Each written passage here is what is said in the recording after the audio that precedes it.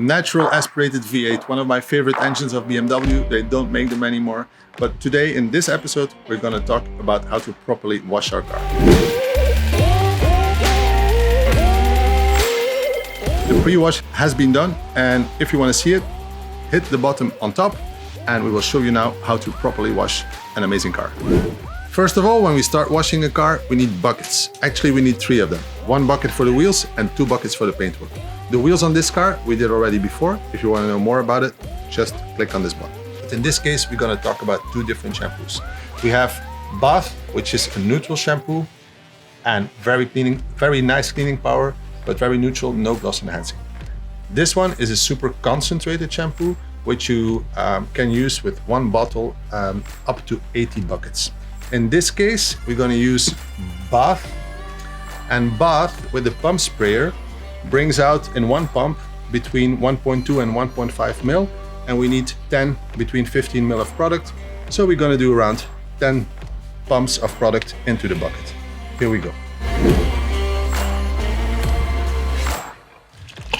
I like to take my wash mitt and do 3 more in the mitt.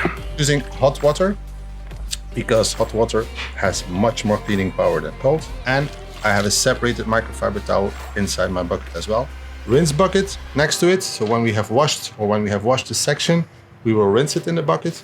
On the other hand, you can always rinse your mitt with a kind of gun of your pressure washer or with a hose without going into this bucket. This is also a very good solution. And in this case, you don't need the second bucket. So soaking up the shampoo, and here we go. I like to make first a lot of lubrication. You don't have to apply any pressure. You move in straight lines. And I always do like half of the top and work very gentle my way down. The crisscross is always nice, just to make sure your surface area is optimal. Go down to the window.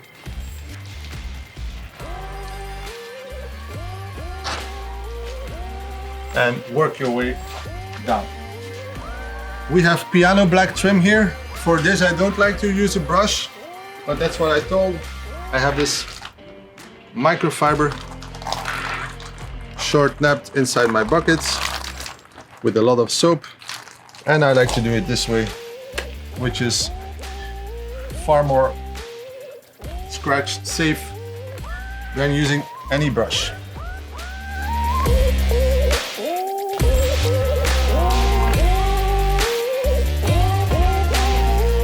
All right, rinse bucket inside.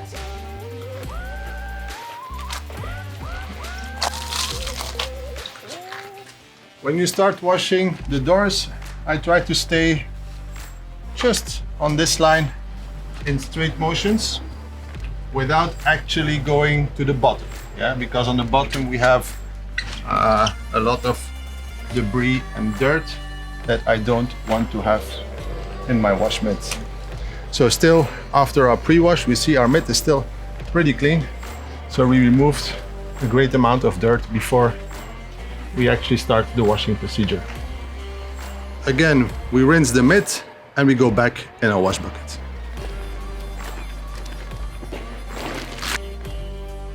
For the lower parts of our car, I've taken a second mitt and I'm gonna dump in the bucket.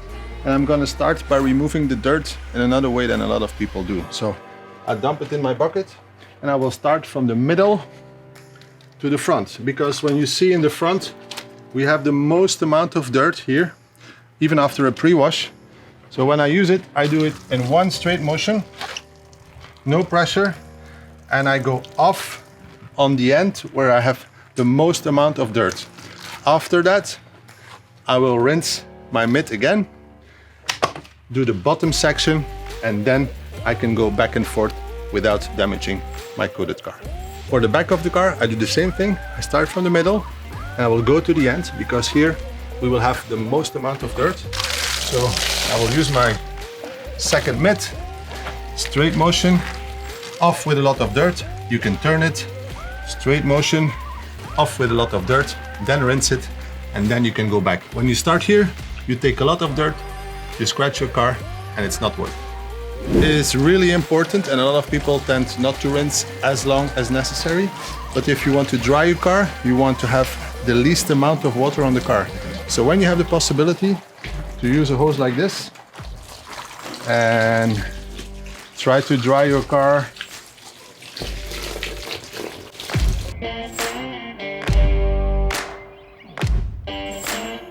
less water on the car, less things to dry, and less friction. Door shuts, also important. Actually, you can do them before you start washing the car and rinse them. In this case, we have washed the car already and we're gonna do the door shuts now. What I like to do is use Bug&Grime when you have really dirty door shuts and spray it inside the door shuts.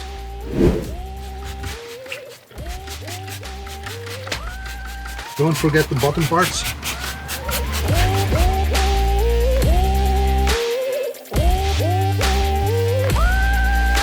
I'm not a big fan of brushes, just in case when it's really, really dirty in your door shuts.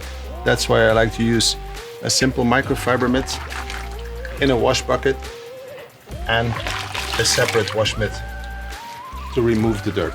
So I will use this when you leave it for like 1 or 1.5 minutes to agitate and just go over it with a soft microfiber.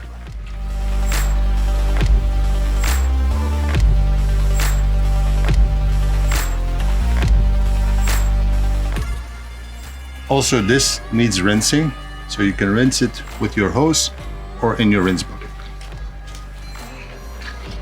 We let it sit for a couple of seconds and then we will rinse it with a pressure washer. When you have a gun type pressure washer, I will show you a small tip how not to spill a lot of water inside your interior while rinsing the door shut. What we have to do is we have to take the gun and keep it this way.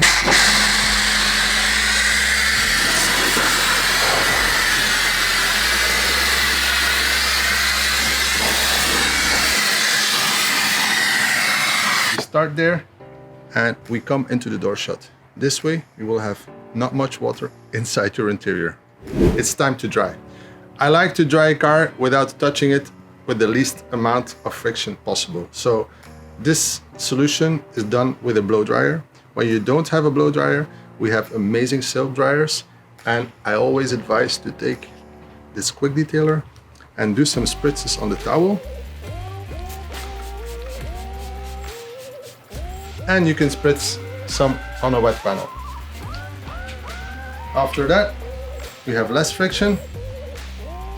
We drop the towel on. We can even, when you have freshly or sensitive paint, do like this. The less drag, the least amount of friction. After that, we can take a soft wipe and do a final wipe down to remove water. After having rinsed the entire car, we also have to dry our door shuts. For this, we have a great tool, which is the SilkMitt, and I like to use GYEON Cure for that. So what's going on? We take GYEON Cure and I spray it liberally in my door shuts. When it's wet, I take the SilkMitt and I can push with this really deep into the door shut without hurting my hands. After that, I have this soft wipe and I give it final wipe down.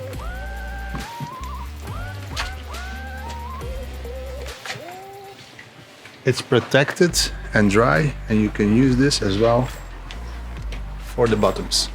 So great tool, quick, easy, and protected. I'm gonna continue to dry the car now. If you like this episode, feel free to comment. Don't forget to subscribe. And in the next episode, we will show you how to properly decontaminate your coated or non-coated car. So see you soon. Ciao.